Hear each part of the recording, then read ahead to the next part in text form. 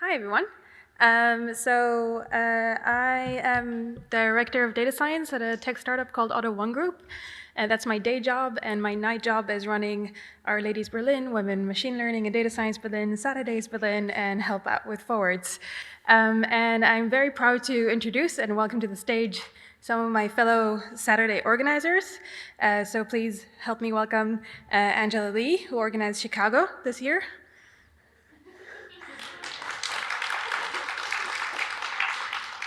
And Gergely, who organized the first one in Budapest in 2016. Can come up and take a seat. Riva, who organized Santiago last year. Colin, who organized Newcastle, that I attended as well, and Amy, who organized LA this year.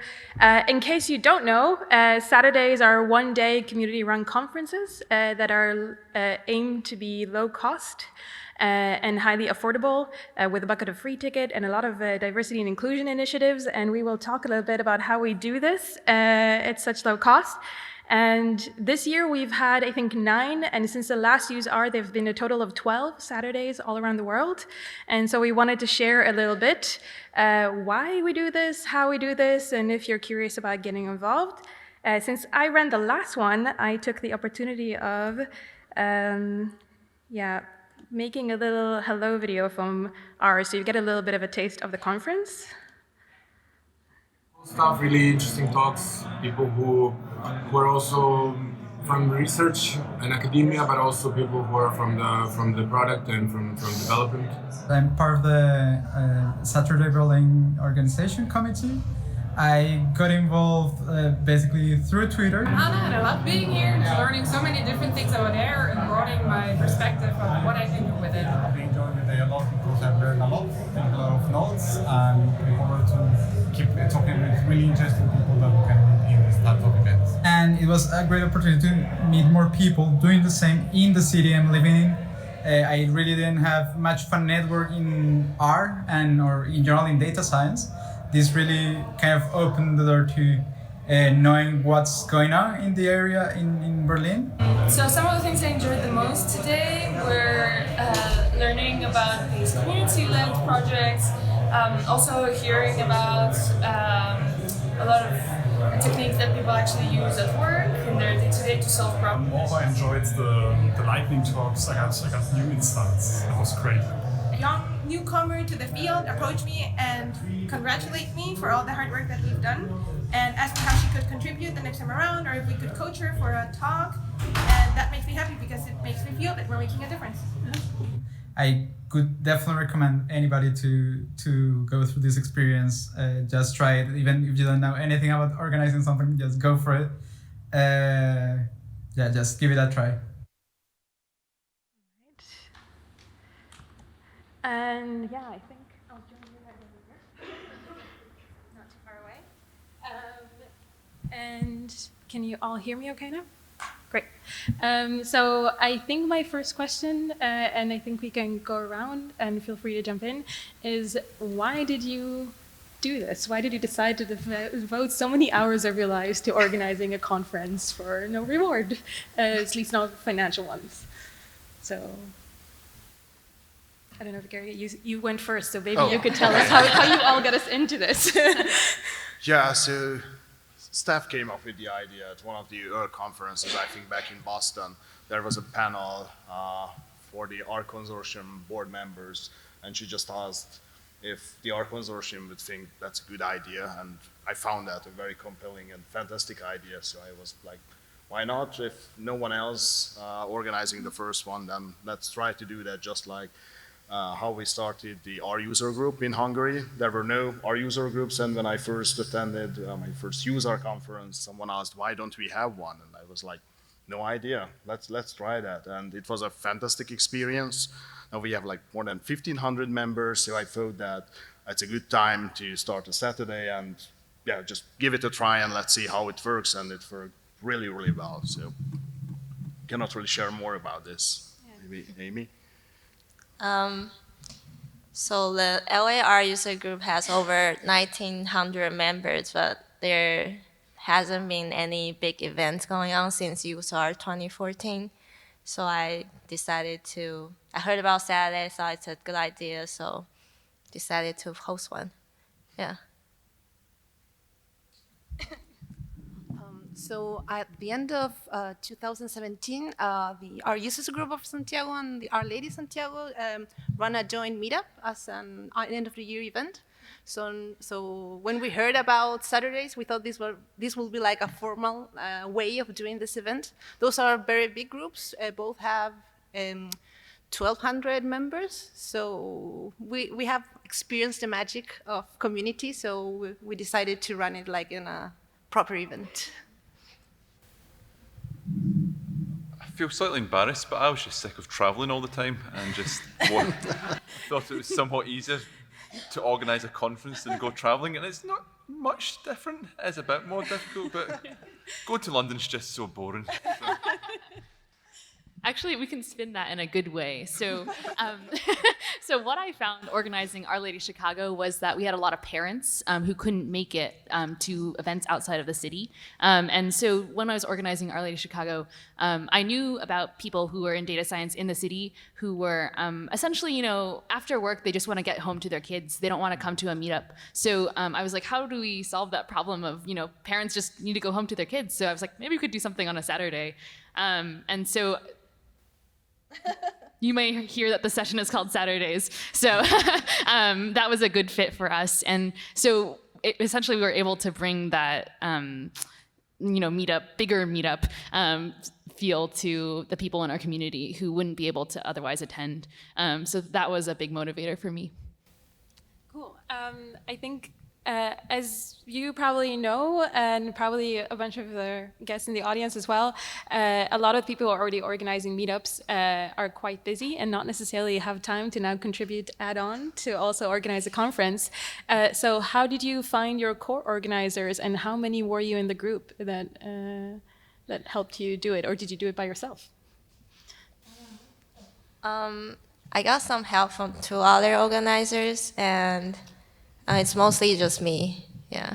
Okay. And I think it's doable if you plan ahead and think about things you have to achieve before the final date, then it's doable. But I'm not recommending do it alone. I second Amy. It's totally doable with a very small group of organizers. Let it be 1 or 2 persons, but it's much better and much more fun to have more helpers, people in the organizing team. So I think I did a terrible job, like trying to outsource things. And I think that's happened because I just asked around who would like to help with organizing a Saturday. And probably that's not the best question because no one raised their hand that, yeah, I would like to do that. Maybe more targeted questions like who can help with sponsors or looking for speakers or helping with accommodation or looking for a venue and actually checking those venues and things like that. So that was my main takeaway about like being an organizer, first-time organizer of a larger event. We were 2 main organizers and 4 in the extended group. We knew each other because of the event we have already organized on last year. So that was a very good experience, to know who are you organizing with and trust them. So it was, I think that's our main takeaway. So trust your organizers. So I'm also half an academic, and I only realised this standing in front of in an event when I said, thank you to all the helpers, and then I went through, and it was essentially Helen in my school office who organised all accommodation, all food, all flights, all hotels, everything that you were struggling with. I just said, we need some flights for someone coming from Germany. Can you sort that? Yes. Great, I'm good at this organising stuff. And even 2 days before, I was saying, I'm all sorted, and she goes, so do you have signs for outside the building? No. Can you help me with that? Yes, here you go. And so Helen did everything, and the other people in the organising committee did the scientific part. So I was able to say, look at all the abstracts coming in and not review them. So I knew who they were, but I didn't have to take any part, so I could give them to someone else to be anonymous reviewed, and that was great. So get someone involved who knows how to do this stuff. unis are desperate to get into this, you know, looking at a community. So if you can find the right person in the department, you can get all this stuff for free or at least very low cost because the university might get some kudos. Working with university is also painful, but that's... I would agree with that. I think you essentially, my ideal is 3 people for an organizing committee that's really lean. So you need like one person who gets you this space and like talks to all the like people at his space or her space. For us, this was the main Chicago organizer. You need one person who knows what they're doing with like a website and can figure that out and like do the tech and stuff. And then you need someone else essentially, or like you need someone else who can manage sponsors. And like, so essentially the way we split it up was we had one person who was responsible for the space and like logistics of the space. Someone else, that was me, who was essentially the website person, like outreach, doing a lot of like the random, I did a lot of the sponsors. And then we brought on Emily Riederer, who did all the speaker management, came up with our speaker mentorship program, essentially like programmed the whole thing.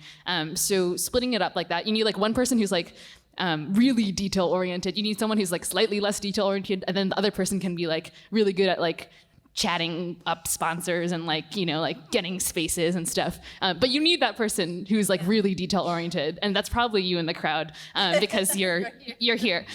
But so for me, like recruiting someone else who is good at sort of like okay, so like, you know, we don't want to pay $1,500 for that room, so like let's talk about it. And you know, I'm not good at that type of thing, so. We recruited, I happen to be really good friends with the main organizer of the Chicago R user group, so it's like a power combo because I'm like with Our Lady of Chicago. So we were like, okay, this is just gonna be like a giganto meetup. We know how to do that, right? So. I want to add something. You really learn a lot about your co-organizers, so I learned how to ask for money. I didn't know how to do that, but now I can approach people. Yeah, and I guess maybe just to share a little bit in Berlin, since I think we did it in a completely other way. So we had 13 co-organizers. A few of them were my very close friends that as soon as I got back from EROM and said, I signed up to organize a conference, by the way, could you help? And the rest of them, I literally just tweeted out with hashtag Berlin and our stats and said, who wants to help us make a conference in Berlin? And invited like 4 random people to my apartment, and it worked out great. And we did learn quite a lot about each other, and we did build up, I think, a much wider community than I thought I already existed in Berlin, because we reached out to people who weren't that active before. And yeah, that was pretty cool. So following up on your last comment, and I guess both of you, is there something you personally learned to do that you've never done before? Something that was new that you think is also valuable, even if you're not going to continue to organize conferences? I learned how to develop a web page using you. Yeah, Hugo was doing yeah, we became, I think, all webmasters. Yes. And also to ask money. If you have something, you don't have to. Yeah?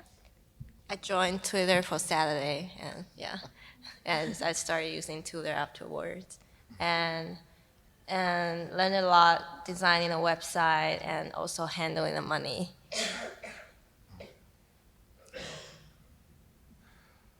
I learned a lot about like tax law and invoicing and accounting. That was not the fun part, but I learned also a lot of things that I really enjoyed. And the main thing was that it's totally worth organizing, and even getting a little bit into tax law, that's totally worth it, because at the end of the day, you have a fantastic experience that you put together a good program. So. I think so. I've been coming to conferences for years, and I thought I knew lots of people. And then when I sat down and thought, who can I ask for keynotes? I realised I know very similar people, and that was something of a revelation to myself. And what's nice about organising conferences, you get to spam completely random people, and you've got a way of talking. So I'd never met Noah before, and it was a nice way of doing interesting stuff. I can email this person and she can't say go away. Well, you might, but you didn't. And it was a nice way of sort of broadening your horizons of you're organising a conference and you might want to cherry pick bits you're interested in, but you also need to get stuff for other people, and that's sort of trying to find out what other people are doing is quite, that was interesting. I learned a ton about like asking people for money. So I think it's something that I already started learning in doing the meetup organizing. And you have to keep in mind that it's not for you, it's for the people that you're helping learn things and bring to the community. So that made me feel a little bit better. But I got really good at it with Saturday. So now I'm like unleashed and you can't stop me. I'm just gonna be asking everyone for money for my events, which I think is it's a good thing to be able to pitch sort of what you're doing to someone and then have them get excited about it. And for us, it was really good for companies to sort of showcase what they're doing. I also, in terms of the financial structure, it was really hard to sort of run it through my own bank account because I think it ran in the order of like $10,000 for the conference. So I set up an LLC in the United States. So that was part of the process of organizing SatRdays, which in the United States, you can start a business in a day. So if you're interested in, if you want an LLC to act as a shell company for your thing, not saying anything. You can give me money if you want. Just, I'll ask you, you know. Yeah, I think it took us like 2 months to set up an association in Germany. So that I also learned a lot about that and a lot more new legal German that I didn't know before. Is there, or maybe I think before we go to further learning, what I think you all did and we all did, we took like the template of what is in the knowledge base and then we added some unique things. Then a few of us who did it consequently also picked up on that and it grew, but I think we all did it a little differently. So what was unique about your event? What did you come up with to do new? It was in Spanish. Good, yeah. At the time of the Budapest event, there was no homepage template to use, Right. so I just decided to fork the homepage of useR 2014 and write in Grow HTML, which sounded like a good idea, but then after like the 100, I had over 100 commits, so managing a homepage in raw HTML is not the best way to do. Mm-hmm. One thing that we piloted and tried out was sort of a speaker mentorship program. So the idea being that we wanted to build a community of speakers so the speakers would get to know each other. So how we did this was we set up a Slack and threw all the speakers in there and then subsequently added information on how to make slides, how to write your own talk. And then we also, this is not my idea, by the way, this is Emily Reederer, who's amazing. And so she came up with like a lot of this structure. And she set up, in the abstract submission, we had a checkbox for, do you want to be a mentor or a mentee for speakers? Because one of the diversity ideas we had was bringing in new speakers and then coaching them to success while they're speaking. So using the conference as a way to bring in more speakers and build up their confidence. So we buddied up people and then people met with, some people met with each other and coached each other on how to make a talk. And so not only are you accepting people for their abstracts, you're actually helping them make a really good talk. And then your event just gets better. So, so it helps us too. So I really loved what we did there. So, as in all conferences, you send out questionnaires, and after struggling with, you know, how to get people to speak, I thought, I know I'll just, when I send out the question to participants, if you could choose a keynote for next year, who would it be? And that one suggestion has now made my life so much easier for next year. You know, so I've got a whole bunch of people. Some, let's just face it, people were just a bit optimistic of the pulling power of Newcastle. But there's a whole other bunch of people who think, oh, I don't know them. I'll go look, they're wonderful. And so having a simple question of who would you invite, and then it's sort of the people who are coming and essentially paying would then tell you. But next year, it was quite a handy way of doing it. We had a diversity scholarship program because what happened in Chile is that it's very long, so everything happens in Santiago, and it's very difficult for people from other parts of the country to travel. So we managed to have 6 diversity scholarships from Chile, and 2 people came from Argentina too. I started Saturday LA with the mind it's gonna happen every year, but I don't necessarily have to do it every year. So I paid for the design of the logo and prepare a lot of stuff that can be reusable every year, and also continuously talk to local organizers, ask them, oh, if this is going well, do you want to do it next year? And it's been a good experience. I think next year someone else would take over and reuse a lot of stuff I made. And another thing we did is we had a sponsored student program, sponsor a student ticket. So when an attendee buys a ticket, they can choose to buy an extra ticket for a student. And we have, I think, 20 tickets given out. Yeah. I also want to mention that I was really stressed about raising money at first, and Amy used the funds left over from Saturday LA and gave them to Saturday Chicago. And so we were like, oh, thank goodness, like we can pay for like our catering, because all of our, it takes a while to process sponsorships and invoice people. And so we didn't have the money in hand to pay for the food yet. So I was like, oh, we don't have any, you know. So Amy essentially like took the ticket proceeds from Saturday LA and donated them to Saturday Chicago. And then after our event, we like had some extra funds. And so then we donated it to Saturday Kampala. And so essentially it was just a big line of pay it forward, which was awesome. So there was two other things I just remembered of. To encourage undergraduate students, well actually I was very worried about will anyone attend. So I think that's probably the biggest worry of if you're just setting this out, of, are you going to go to this hassle? And so I knew the person to talk to in the university. So for our maths department, essentially students could pay £5 and the university would cover the difference. And so that was a very nice way of, you don't want to make it free because you'll get a whole bunch of people signing up and then they won't come. But the university was, yeah, fine, it's a couple of £100, I'm happy with that. And we got a whole bunch of students who came along who might not otherwise have come. And I think we're the only SatRdays to have a baby. We have the second one. Please did you? So, and again, that was, I got an email from the person bringing the baby, and it's like, wow, you're taking a baby? That's, my children are 9, I wouldn't take them anywhere. And again, you know, my organisation was going to see Helen and saying, you know, can we get another room? Yes. Do we have signs? Yes. Do we stream the talks? Yes. Okay, that's great, it's my organisation done. And so again, you know, depending on, lots of people here having, you know, setting up accounts. My setting up account by the university was, Helen, can we set up an account? Yes. And that was it. You know, it was just so much easier. So think about who your partners are. So at the university, perhaps a company. You know, there's a bit of difficulty working with a company, but they might be able to set up the financial part. You know, and you know, that could be the sponsorship. You know, we'll deal with all the money and that be a sponsorship deal. But it's, you know, it depends on who you are, where you are, and all sorts of things. But yeah, use the people nearby. So yeah, I forgot something. We have like non-intuitive promotion. You can buy your ticket, but you can also pay for 2 tickets and get only one. And that way you were inviting someone that cannot pay for their ticket.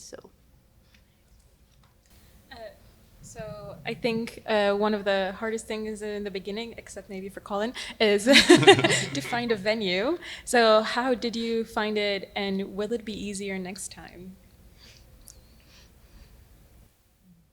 I'll start. Yeah. So I asked Helen, and we booked out 10 lecture rooms because we weren't sure of which one I needed. So we literally booked out 2 entire floors of the university building, and then closer to time we just sort of took off the ones we didn't need. So that was dead easy. I would agree with finding someone who is a venue attached to them and then becoming friends with that person. Or becoming, maybe you already had this in mind and you already became friends with someone who had a venue. So I guess I had that foresight, so I became friends with, anyway. But I guess Justin Shea was really, really helpful in getting space for us. We got space at a local university called Roosevelt University. SatRdays are great for universities because no one's there and you can use the space. And then I guess we essentially had the dean of the university come and speak, and then we got the space for free. So that was the exchange that we had. I got lucky, and the first person I asked is my coworker, and she happens to know a friend who can get the venue at UCLA Alumni Center. And some background story is most data events in LA happens at USC, which is the other school, and UCLA was trying to host something, and it kind of just works out, and yeah.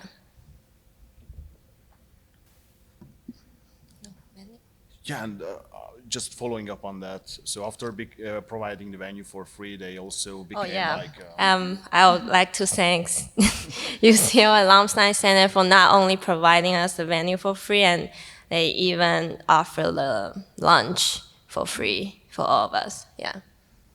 Which is really great, I think, because for a Saturday event, all you need is like a venue, which can cost a lot if you cannot get that for free.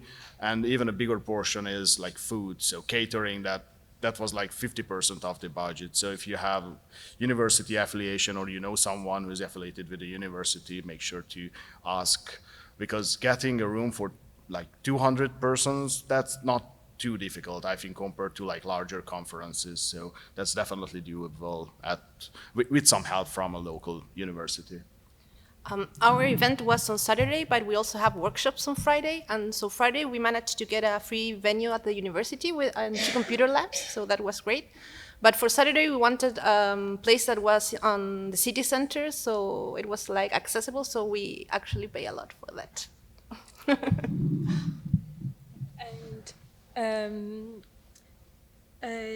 Did you collaborate previously or before the event with the local art communities, with meetups or any groups, or did they collaborate just on the day, and how did that collaboration evolve and what happened? I've been helping out with Pi Ladies in, this is ironic, but I've been helping out with Pi Ladies in LA for about half a year. And so I kind of get some connection through that and knew who to email when I want to ask for money and for a venue. And after Saturday, I started LAR user group again. So yeah, usually people does the user group first, but I did Saturday first. Yeah. I'm also pretty well connected to the local R user group. Has been starting that like 6 years ago, but fortunately I have co-founders there and co-organizers. I got some help from them, and they were very supportive, and also got some help from local data science BI conference organizers as well, especially related to funding and looking for sponsors and how to manage contracts that I had no idea about. So not only the local art community, but got some help from others as well. If that help is only like giving you contact who to reach out, or giving you a contract template, or just giving you some ideas how to come up with the ticket prices, and so on. So that was great. In our case, was actually our ladies group and our users group organizing the Saturday. But what happened is that after the Saturday, many people want to get involved with the meetup. So that was very, very awesome. Yeah. Yep, I'm the same. I'm involved in the Newcastle user group. I think it would be strange if you suddenly thought, I'll organise a Saturday conference and don't talk to those people. You know, just human nature won't make you very popular, so don't do that. I can't imagine anyone would ever do that, but that's just obvious. Make connections and people would be helpful.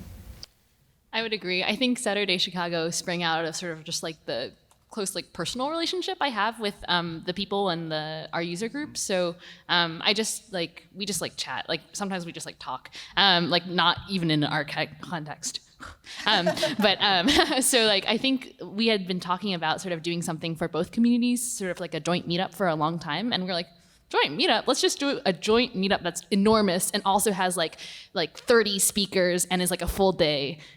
Oh, that's a conference. So so that's essentially how this came about. Yeah, I think we also had in the organizer group people from the Rug and from Our Ladies, and we actually have 3 meetups in Berlin, but the last one is still new. And what we did is actually we saved lightning talk slots for all the communities so that they could come and also share what they do.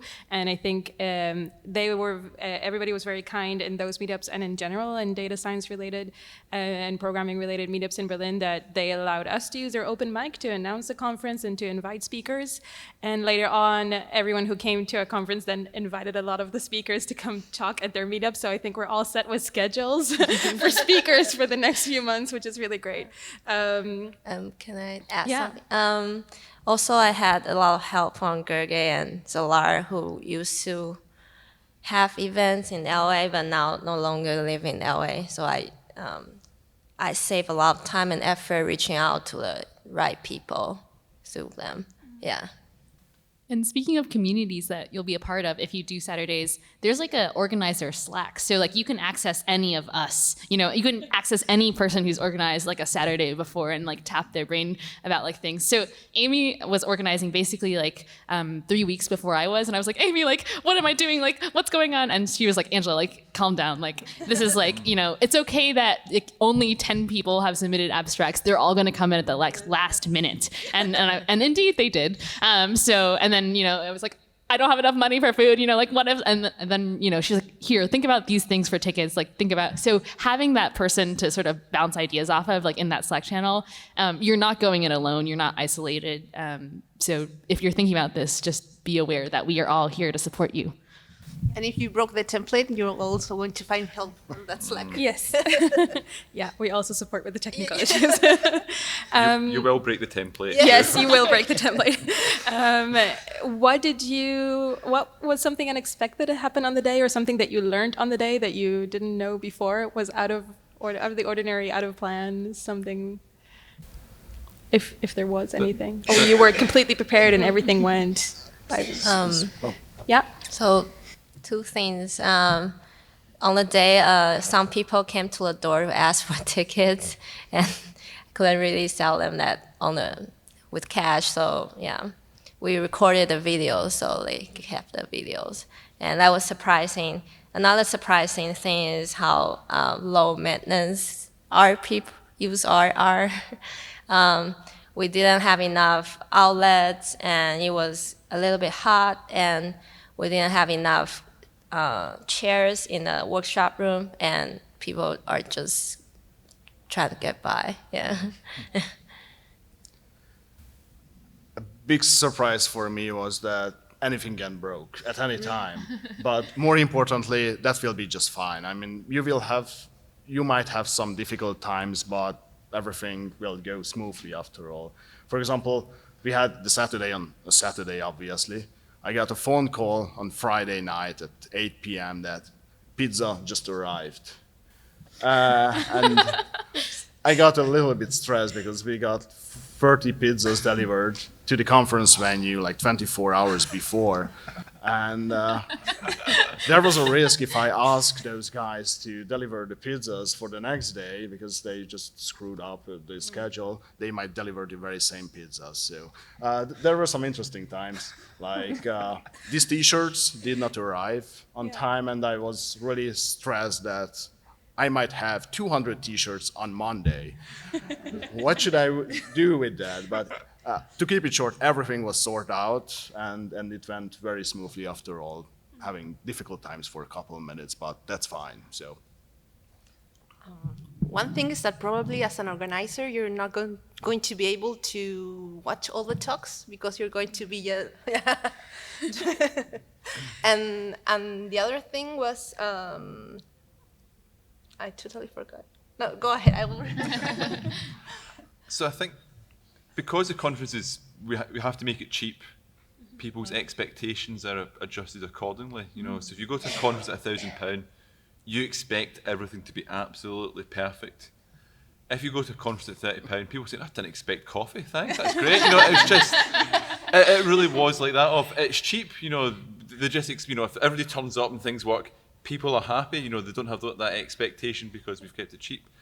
And that also helps, I think, with organisation emailing. The amount of emails I got were almost zero, whereas when I've organised other sort of larger events, cost more money, you're getting things all the time. You know, is it going to be raining in Newcastle? Just Google it, you know, figure it out. But I didn't get any of that, and I think. Okay, I remember. One thing that really surprised me is that even though, for example, our user group is from 2014 and our lady is from 2017, there were people in the audience that never heard from them before. So where were you? You were our user, you were hiding out there. So that was really surprising. For our conference, I think I saw a tweet after the conference that was something along the lines of, wow, everything went really well. It was smooth, great. And I was like, what expectation did you have for the conference before? So that was, I guess they were surprised that it actually like happened, given that, I don't know. Or one thing is, the really detailed-oriented person should be in charge of the details, which is to say, if the person who is not a detail-oriented person is in charge of coordinating sort of where the signs are and like where things are, this is not a great option because for a while we lost Justin because he went to print out signs for like 30 minutes because they had not been printed out. And then he was the only person who knew where the restrooms were. So for a while we were like, just look around. But then he came back and this all sorted itself out. So the registration was a little hectic. I think I would have recruited a bit more volunteers because you cannot do it alone. Like you just need to recruit like a lot of people to help out. But I think other than that, like the beginning was a little rough and I think lowered everyone's expectations accordingly. And then like as the day went on, everyone was like, wow, this like conference looks like pretty good. Like everyone's pretty competent, you know, despite the like registration debacle. So actually it was pretty good because it like everyone was like, whoa, like our expectations are, you know, above the you know, what they thought it would be. It also, we had our conference in April, at the end of April, which in most places I think is like relatively warm. In Chicago it snowed, so that was one thing that was surprising. Yeah, we actually had a heat wave and no aircon, and people complained that we didn't have enough water, that we kept bringing water out, but it wasn't ice water, so I guess that was a complaint. And I followed Colleen's suggestion of, you know, everybody, if it's cheap, then people don't expect much. And boy, did we get a lot of complaints in Germany. It's a different culture. I think people just didn't enjoy it a bit. One thing we did learn, we did a double track of tutorials at the same times as the talks, and we limited registration for tutorials or one per person, and tried to also make sure that as many people and different people can attend, and we got a lot of feedback on that like tutorials are the thing. So I think next time we would try to prioritize tutorials or split it up or do it in a different way. So I think last question before I open it up, I think we have time for one more. Are you planning on doing this again, or is anyone taking over next year? And if yes or if no, why? I would do it again, but as I mentioned, LA is doing a rotational thing, so I might do it the year after next year. Yeah. And why? Why? Because it's fun. Yeah. I also do plan to do another one, but because this was the first one and not many events followed up, I decided just to step back and let other cities take over, other countries nearby. But at some time, yeah, would be happy to do it again. Yeah, we want to do it again, but this year we're having Latin art at Santiago, so I think we're going to skip this year. Yeah. I'm not organizing two conferences in 1 year. So we're doing it again. Helen's booked a room already. So it's all going well. So my organisation abilities are top. Yep. So April next year in Newcastle, the best place, much better than London. Please feel free to come. Yes, I hope to do it again. I would like to sort of take a little bit of a step back in terms of doing a lot of the hands-on work myself and recruit other people to do them. Sort of, you know, just to train like a next generation of organizers. But yes. Yeah, I think we are also planning to do it, but it's also just part of the 13 that is continuing, and we got a lot of requests from other people who wanted to be involved, so we're thinking it's a good time to take a summer break, do a change a little bit, and see who can run it better next year. Yeah, I think that's a question I had. Do you? Yeah? This is a shameless plug, but a wonderful data science company now offers sponsorship for all satRdays. So you know, if you're getting that initial little bit of money to get started, there's a web form, you stick a logo on a website, you send us an invoice, you get the money, and that's it. So, you know, it's not a lot of money, but it'll pay for lunch, and that just takes the stress out of that setting up. So, shameless plug over.